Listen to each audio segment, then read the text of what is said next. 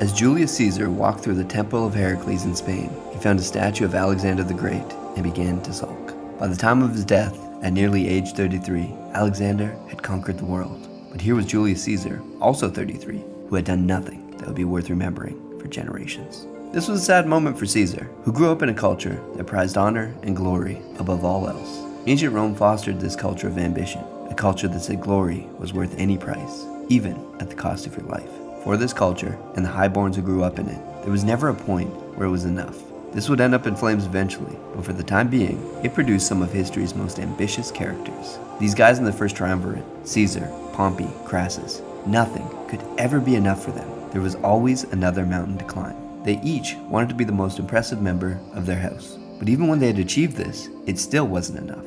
They each now wanted to be the most impressive man in Rome. Crassus was murdered as an old man on a war campaign far from Rome. Pompey was killed in front of his wife and son in a civil war where neither he nor Caesar really wanted to fight. But it seems towards the end of his life, Caesar had done everything he wanted to do. He'd grown fabulously wealthy as he conquered Gaul. He won a civil war and he had become the dictator of Rome. In the lead up to the Ides of March, there was a steady stream of prophecies saying he would die that day. A seer had prophesied it. His wife had dreamt it.